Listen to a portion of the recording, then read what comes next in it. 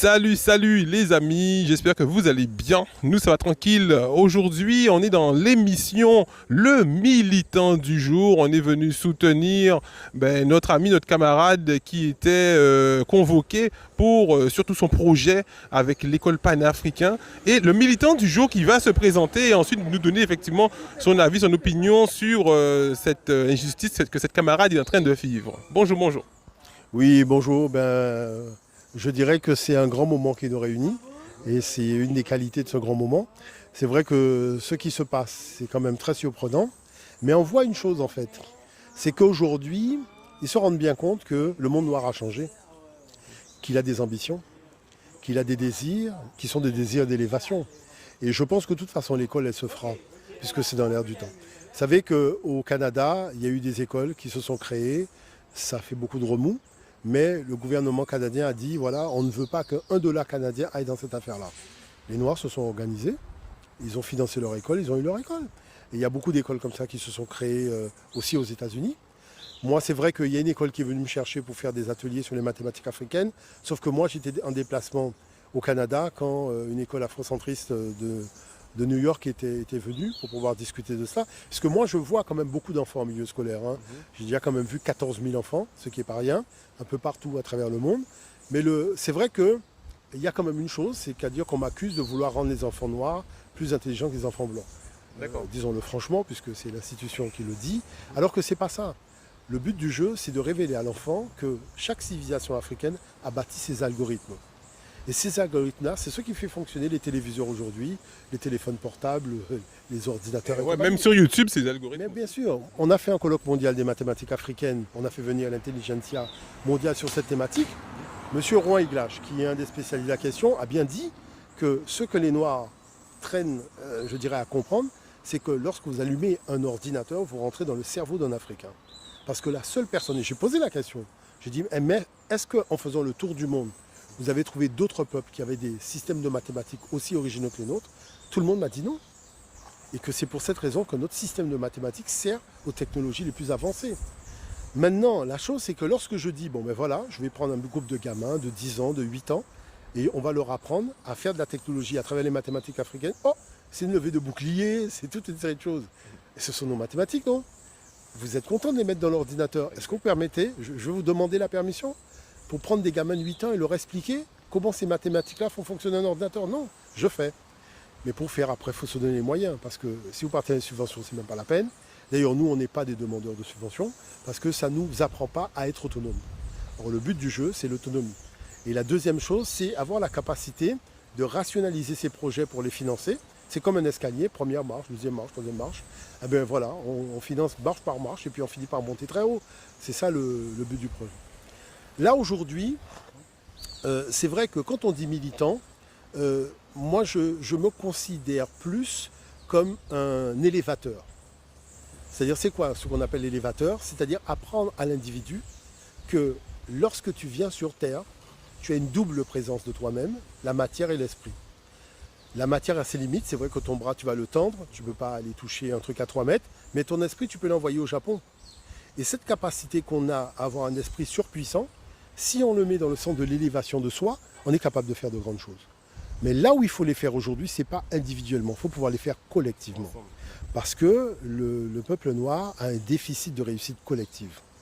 Et sur la réussite collective, il faut des gens honnêtes, intègres, des gens qui n'ont qu'une parole, voilà. Mais il faut être comme ça dans sa vie. C'est pas je suis honnête au boulot et puis avec les amis je mens. Non, il faut pouvoir avoir quand même une espèce de cohérence, une harmonie intérieure. Donc on commence petit à petit. Et la chose, c'est que apprendre aux jeunes, écoute, tu peux monter ton business, tu peux monter ton activité et te réaliser.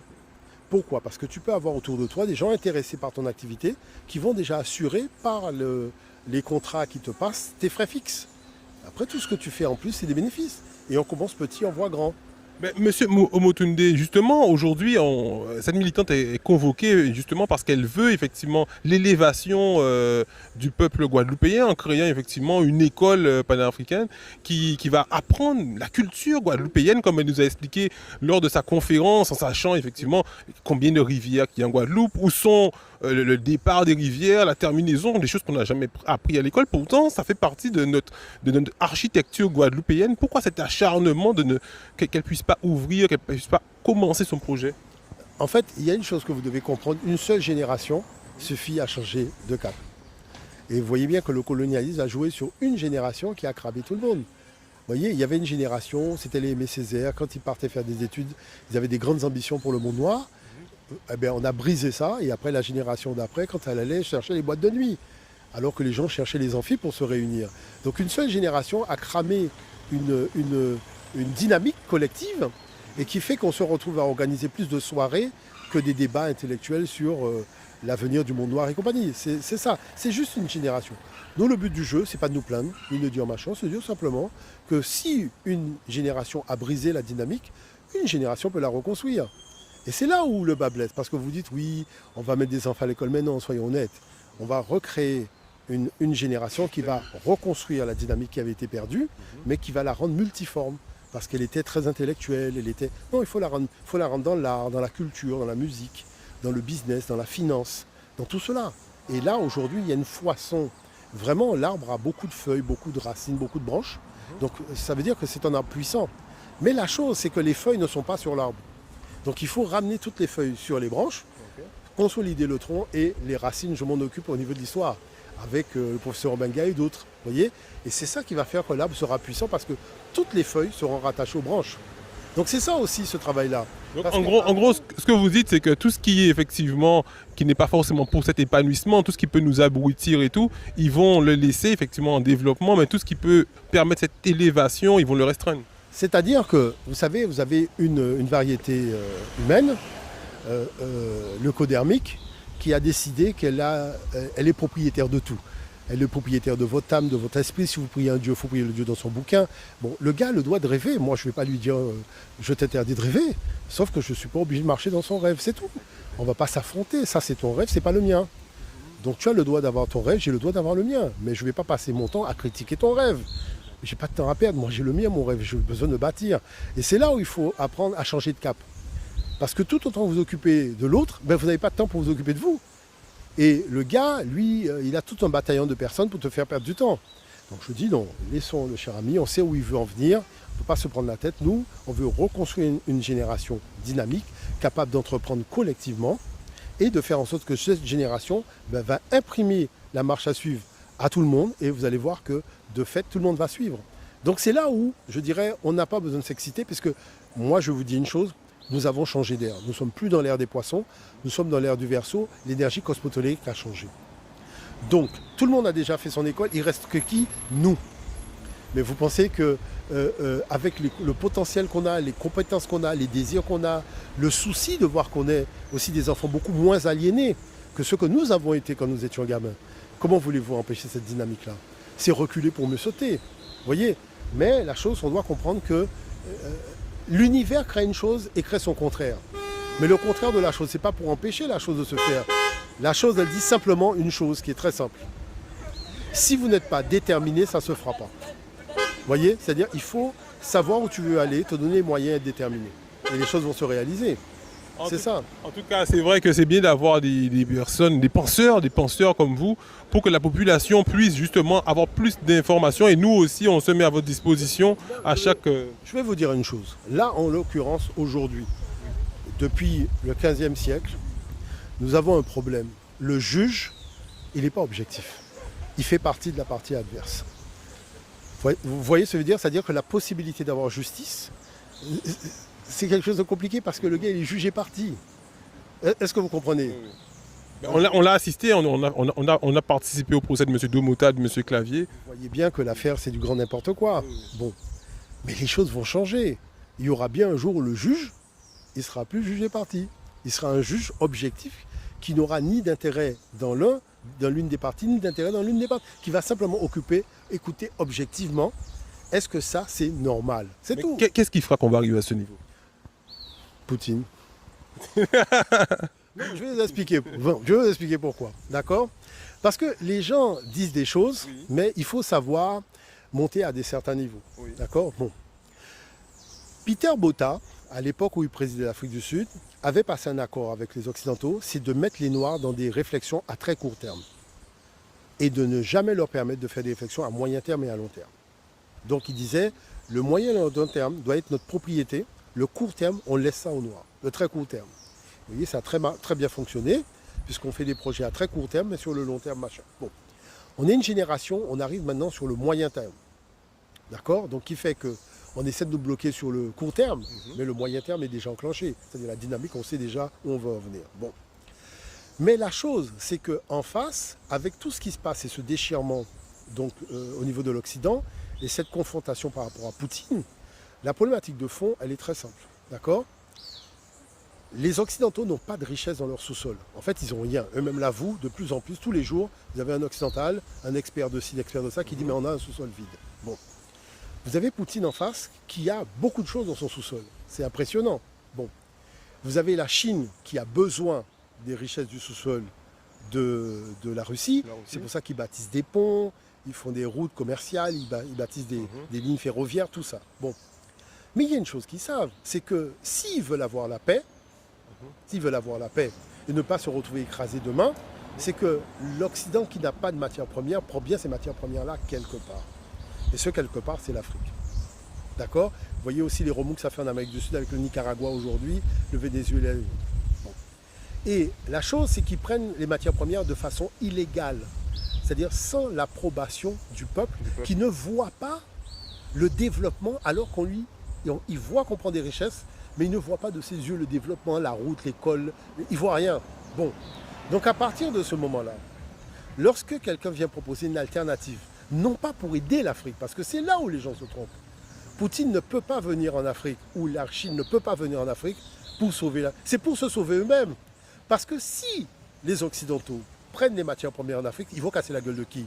De la Russie, de la Chine. Non, c'est la Chine. Est-ce que vous comprenez? Mais justement, qu'est-ce que vous pensez à ce président africain qui est allé voir M. Poutine pour lui dire on n'a pas de riz, on n'a pas de denrées, il allait demander? Moi, je vais vous dire une chose. Je ne suis pas d'accord avec ce qui se dit. J'ai un autre point de vue. D'accord? Alors, je vais expliquer mon point de vue, même pour la première fois devant un média, parce que, voilà. Moi, j'ai été au Congrès mondial de la faim dans le monde lorsqu'il était question de la faim en Afrique. D'accord? Ce congrès mondial s'est déroulé au ministère de l'Agriculture. Nous étions 2 Noirs dans la salle, ce que je ne comprenais pas, puisque c'est un congrès mondial sur la faim en Afrique. Où sont les médias? Où sont les journalistes? Où sont les personnes? Comment ça se fait que sur un truc aussi important, on est 2 Noirs? Il y a moi et François Dingwe qui est économiste de l'Union africaine. Donc c'est quand même très étrange, non? Bon. Les gens parlent, mais qu'est-ce qu'ils vous sortent? Ils vous sortent par exemple qu'ils vont faire un bâton lyophilisé dans lequel il y aura toutes les vitamines. Il suffira de tremper le bâton dans l'eau, ça va gonfler et la personne, quand elle va manger ça, ou l'enfant, il aura tous les nutriments pour la semaine. Bon. Vous comprenez qu'à un tel niveau d'ineptie, je me suis levé et je leur ai dit ce que je pensais.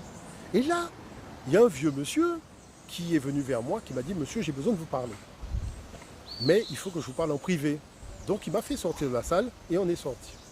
Et ce monsieur, qui est un Français, il m'a dit, je me présente, bon je ne me rappelle plus son nom, mais il m'a dit, j'avais en charge au moment de l'indépendance l'agriculture, donc c'est-à-dire les stratégies, la politique d'agriculture pour tous les pays africains.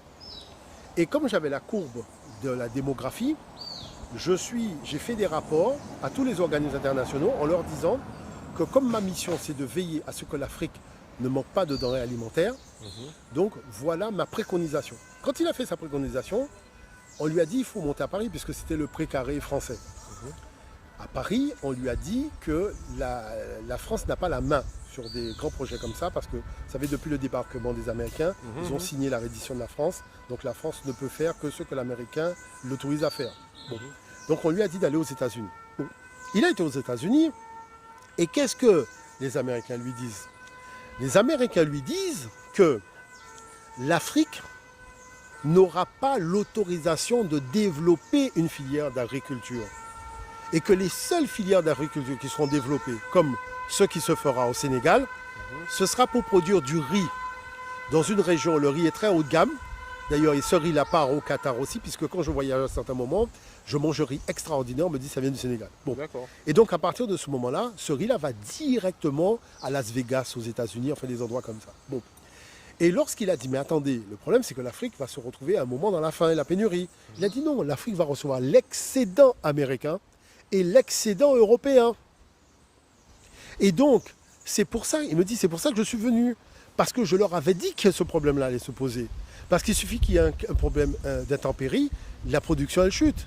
Bon, et donc du coup, qu'est-ce qui s'est passé? En 2008, rappelez-vous, il y avait eu les émeutes de la faim. Je suis allé à la télévision. Et j'ai protesté en disant que le fait d'avoir choisi cette stratégie-là, comme les traders ont joué sur le blé en bourse, ça a fait monter le cours du blé. Donc vous voyez, l'Algérie, Haïti, l'Égypte, la Tunisie, tout ça avait... Mais c'était en un week-end, mais il y a eu des émeutes, on n'avait jamais vu ça. Donc moi, dès le lundi matin, j'étais à la télévision en train de dire, mais regardez votre travail. Donc du coup... Lorsque vous voyez Macky Sall qui va voir Poutine pour dire ça et que tout le monde invective Macky Sall, je dis, écoutez bien, aux indépendances, il y avait des gens qui étaient chargés de faire en sorte que l'Afrique ne soit jamais en pénurie alimentaire. Mais l'Américain a dit non. Et personne ne pouvait aller contre la décision américaine. Et que si on voit maintenant que Poutine va voir le Russe pour dire nous n'avons pas, ben, moi, je vais vous dire une chose. Plantons. Moi, je gère plusieurs hectares de terre avec des paysans africains. Moi, je sais qu'en ce qui me concerne, et je peux vous montrer des images et des vidéos, on est en train de récolter nos affaires là en ce moment. Hein. D'accord. Ce que les gens racontent, moi, c'est pas mon problème. Ah, mais nous, on veut vraiment avoir ces images. Qu'est-ce que tu fais pour que les gens dans telle ville ne crèvent pas la dalle? Exactement. Moi, j'ai financé des motopompes, j'ai acheté des tuyaux de plusieurs... Attendez, je montrais hier un tuyau de 4 km que j'ai acheté. Donc on a acheté au niveau d'Anija pour pouvoir pomper de l'eau dans un fleuve et ramener ça dans un champ. Hein? Donc 4 km, à tel point que le gars nous disait attention, il y a des zones où il y a des serpents, on ne peut pas filmer tout le tuyau, on va le prendre plus loin. Mais toujours est-il que moi, il y a une chose que je sais, c'est que moi je peux vous montrer, voilà ce que je fais. Je me suis occupé de la Tchéquie en Côte d'Ivoire. Quand il y a eu Laurent Gbagbo et Ouattara qui se sont fightés, notre usine a été détruite, on fonctionnait avec 1000 femmes. Là, on est en discussion pour reconstruire l'usine. Moi, je ne suis pas en train de dire machin. La chose, c'est que je dis, l'Afrique a des terres, comme j'ai vu au Cameroun, entre Yaoundé et Douala, on a des terres. Au lieu de discuter sur ce comme Michel Jacques, qu'est-ce que toi tu fais? Parce que tout le monde dit Macky Sall, oui, mais qu'est-ce que toi tu fais? Donc en gros, vous dites effectivement de pointer le problème du doigt, c'est une chose, mais il faut amener une solution. Moi, je dis une chose, je peux vous montrer des images. J'ai des champs à perte de joues. Je vais voir le paysan, je lui dis, mais pourquoi tu cultives que là, alors que tout ça, c'est des machins? Il me dit, oui, mais j'ai pas de machin. Je dis, qu'est-ce qu'il te faut pour aller à l'horizon là-bas? Il me dit, bon, ben, si j'ai des motopompes, si j'ai des trucs de tracteur, si j'ai, je fais la liste. J'ai un collaborateur sur place. On va voir les sociétés, on a monté une coopérative, combien ça coûte la motopompe, combien ça coûte le tuyau, combien ça coûte l'essence, comment ça met. Vous savez très bien que quand vous voyez les sous à Western Union, on vous faire une enquête sur vous pour savoir pourquoi vous envoyez les fonds. Donc il fait qu'on avait toutes les factures, quand on prend l'essence, quand on prend les trucs, et toutes les personnes qui ont fait des dons, on remplit les papiers pour dire moi, Jacques, je collabore au projet parce que je trouve que c'est important, au lieu de regarder la télévision et de voir les gens en train de pleurer, moi au moins j'organise les champs et les trucs. Vous avez des femmes qui sont là, ben les femmes, je vous montre les images, elles sont là en train de trucs. Maintenant, il y a de l'eau dans les champs. Elles n'ont pas besoin de faire 1 kilomètre pour aller chercher de l'eau avec un arrosoir. Attendez, on est là, on vit dans un pays machin. Il y a des femmes qui vont chercher de l'eau à 800 mètres, 1 kilomètre dans un arrosoir pour arroser un champ. Et on sert à quoi alors? Non, j'ai dit aux femmes non. Et quand on a pris le machin et que le tuyau est arrivé, l'eau est arrivée dans le champ, elles pataugeaient dans l'eau. C'est tout. Moi, les histoires de Macky Sall, je vais vous dire une chose. Hein. Je ne compte pas sur Macky Sall. Je compte d'abord sur moi, avec des paysans sérieux, c'est-à-dire des gens capables, quand je leur envoie 800 €, de me dire voilà ce qu'on a acheté, ça. Parce qu'aussi, je me suis fait truander. Mais je dirais que ça fait partie du jeu, mais que comme ce sont des vieux, parce qu'il faut travailler aussi avec les vieux, je dis aux vieux, là pour le moment, tu es devenu jeune. Donc peut-être que le match aller, il y a eu des difficultés, mais au match retour, il faut que tu trouves un moyen de respecter ta parole de vieux. Il me dit, bon, ok, je vais machin, on va voir comment on va faire. Je lui dis, aucun problème. Moi, je ne suis pas la police pour venir voir machin. Je te dis simplement que moi, je fais ça dans l'intérêt de votre intérêt. Mais il faut que tu joues ton jeu aussi pour que les gens de ton village puissent savoir ce qu'il faut. Donc c'est ça l'enjeu. Mais je ne peux pas en vouloir à Macky Sall, comme tout le monde s'invective machin. C'est un révélateur qui vous révèle quoi? Ce que tout le monde aurait dû savoir, que l'Afrique, il y a eu, je vous dis, ce congrès mondial, ça fait combien? Ça va faire 5-6 ans qu'il y a eu un congrès mondial sur la faim en Afrique. Hein, ça a été dit. Mais les Européens viennent avec des trucs, c'est du business qu'ils veulent faire, c'est pas régler ce problème-là. Mais la chose, c'est que l'Amérique a interdit à l'Afrique d'avoir une production interne pour ne pas concurrencer les marchés européens sur des denrées qu'ils seraient à même de pouvoir envoyer là-bas. Moi, je vous donne un exemple. On a fait la tchéquée de Côte d'Ivoire, mais je faisais des opérations dans les centres commerciaux avec Africamat, vous voyez, avec Madame Kouassi et compagnie, et on vendait de la tchéquée fabriquée en Côte d'Ivoire dans les centres commerciaux. Et on en vendait beaucoup. Moi-même, j'étais surpris de voir comment le truc partait. Vous voyez, parce que le fait d'avoir comme ça cet appel d'air sur des marchés hors africains et de soutenir les choses. Parce que moi, je peux vous dire aussi, moi, je trouvais aberrant qu'un chef d'entreprise africain prenne l'avion pour faire un rendez-vous et pour retourner en Afrique après. Je dis, mais pourquoi je peux faire le rendez-vous à votre place? Ah ben voilà, je faisais les rendez-vous. Aujourd'hui, vous avez des tablettes tactiles, ça vous permet d'être en direct avec le chef d'entreprise en Afrique. Mais je lui dis, ne prenez pas l'avion. On va travailler pendant 3 jours. C'est quoi votre société? C'est quoi votre marché? C'est quoi votre intérêt? Quel contrat vous voulez signer? Et puis je vais le représenter. Il suit le rendez-vous en direct sur la tablette tactile. Il est là, il intervient quand il faut. Vous voyez, je lui envoie les éléments par email en temps réel. Mais on fait le rendez-vous. Pourquoi le gars prendrait un avion pour venir faire un rendez-vous ou repartir? On a tellement d'argent à gaspiller comme ça? Non. Vous voyez, c'est ça que je veux dire par là. C'est-à-dire, au lieu de dire, ouais, t'as vu faire le reportage BFM TV de tout ce qui ne va pas, vois ce que toi tu peux faire de positif pour aider. Oui, on est d'accord. C'est tout. Moi, je ne peux... Vous savez une chose? La lumière, elle dit toujours une chose. Hein. Chaque fois que j'arrive quelque part, c'est bizarre, il n'y a plus de ténèbres. Donc où est l'intérêt de parler des ténèbres? Puisque quand j'arrive, il n'y a plus de ténèbres. Je suis un peu comme ça. C'est vrai que nous aussi, on a mené des actions avec Unité contre la misère où on a demandé plusieurs aides au départ aux politiques et qu'on n'a pas reçu. On l'a fait nous-mêmes et puis... Tu sais, je vais te dire une chose. Il y a ce qu'il appelle ta conscience. Tu comprends de te dire? C'est pas la conscience des politiques, c'est la conscience. Exact. La chose, c'est que si tu as fait à hauteur de 50 €, c'est une première marche. La deuxième marche, tu vas faire à hauteur de 100 €. Le machin, parce que le gars, quand il a fait la production, il a vendu la production. Je lui dis, garde l'argent. Et je continue à t'envoyer 50 € supplémentaires. Donc il a vendu la production, il a fait 200 €. Mais je lui envoie, donc il a 250 €, alors qu'au départ, j'avais donné que 50 €. Exact. Il refait la vente. Là, il a 1000 €. Il me dit, maintenant, vous avez 400 €. Je dis, garde tes 400 €, j'en renvoie 50. Et finalement, il a 400. Je commence à 50, on est à 450 à la fin de l'année. Qu'est-ce qui empêche de faire ça? Vous comprenez ce que je veux dire par là? Le reste, pour moi, franchement, ça ne m'intéresse pas. Parce que, je vais vous dire une chose, de toute façon, tous ces problèmes-là, ça vont être réglés. Pourquoi? Parce que nous avons changé d'air. Le fait que ça soit mis en pleine lumière, ça vous montre déjà que le problème est en train d'être réglé. Donc, le temps à passer de critiquer, oui, vous avez vu, Poutine a été machin, c'est comme ça. D'accord? L'enjeu, ce n'est pas de l'accepter, c'est de se dire comment on s'organise avec les moyens que nous avons pour faire en sorte que notre contribution soit une contribution massive à la résolution de ce problème-là. On ne va pas aller dire à Poutine, Poutine, on n'a pas besoin de toi. On va simplement dire à Poutine, écoute Poutine, on a 10 doigts, on a des terres, on a les semences, on sait faire. D'accord? Si à la limite tu veux nous donner un coup de main, donne-nous de l'outillage pour pomper l'eau dans le fleuve, massivement, de manière à envoyer l'eau dans le champ qui est à 8 km du fleuve. Le reste, on va s'en occuper. Et vous savez ce que les chefs de village me disent? Ils me disent, Monsieur Moutoundé, vous avez raison, parce que ça nous permet de fixer les jeunes dans les zones rurales, plutôt que de les envoyer dans la ville. Parce qu'une fois qu'ils sont partis en ville, on n'a plus de nouvelles d'eux. Et puis finalement, ils oublient même la région à laquelle ils sont originaires. Mais là, on peut leur permettre de découvrir les savoir-faire de leur région. Exact.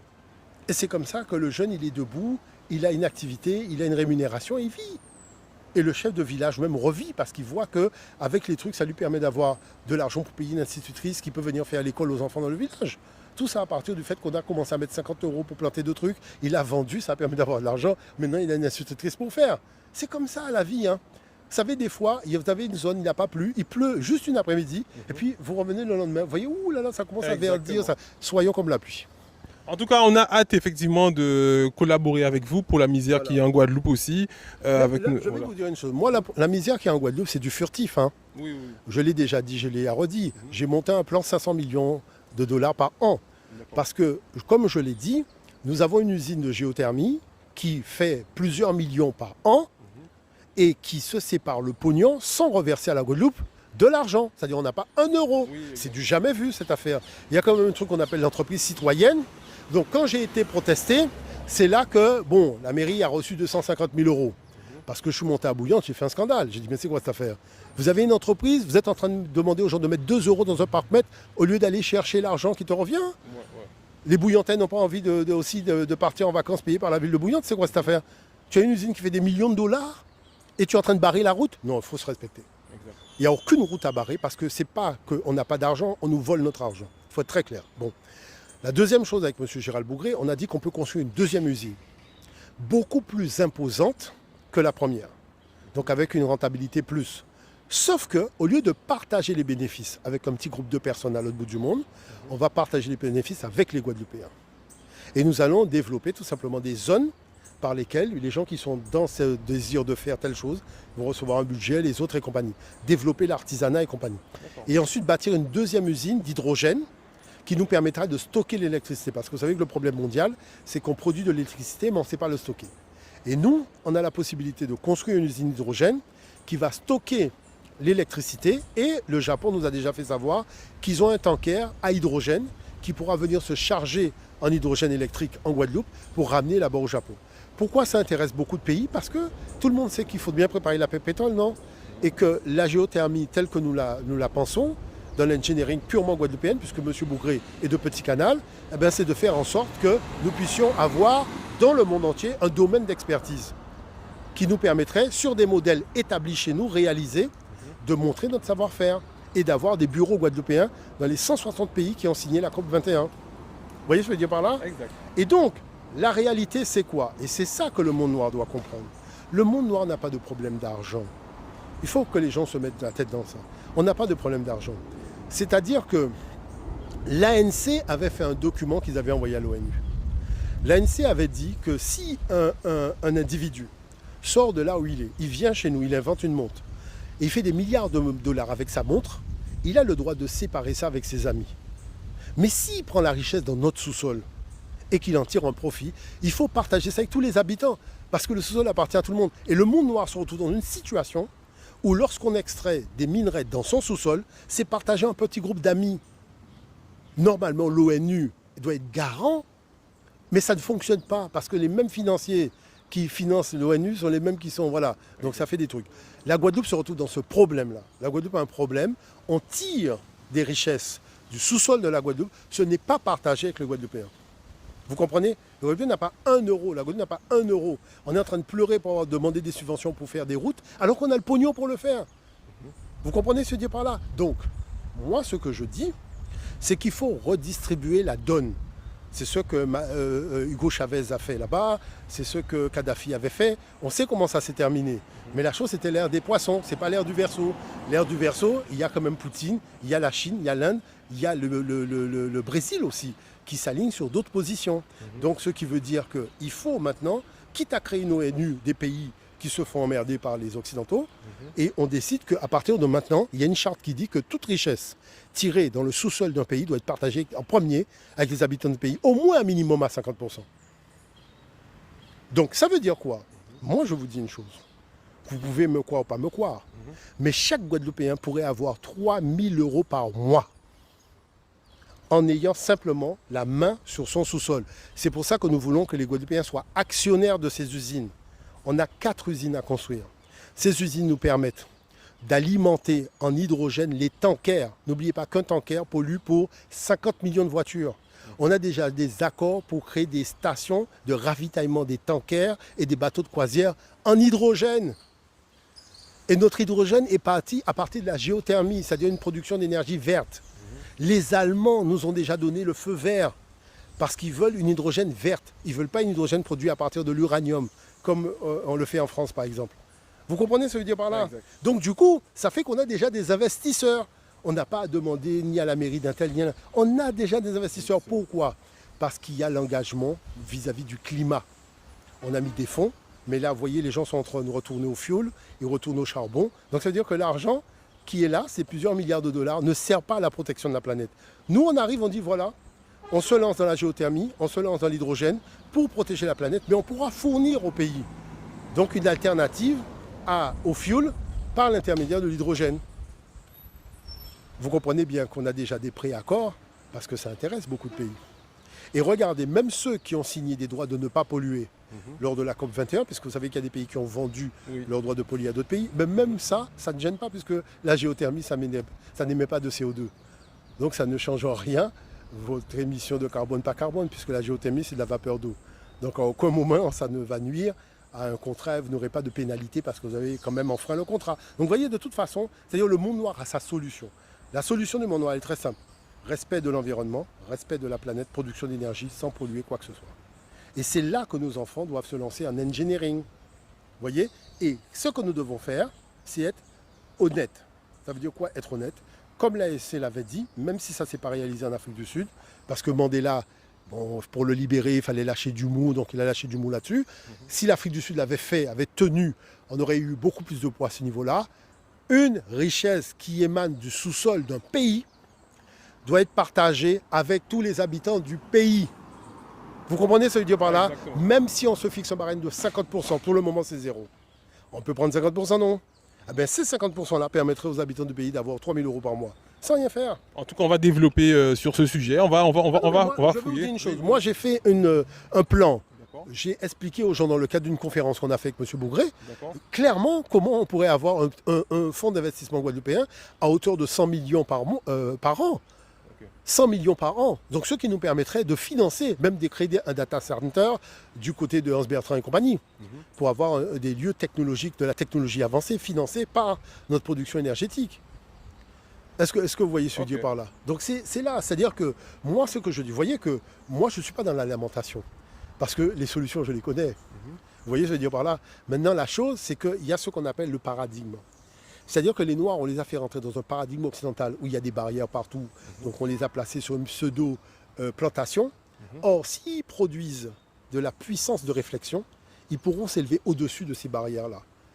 Vous comprenez? C'est pour ça qu'il faut élever la puissance de réflexion pour s'élever au-dessus des barrières du colonialisme et voir qu'aujourd'hui, on peut évoluer dans les eaux territoriales qui s'appellent « Je suis souverain de ce qui est chez moi ».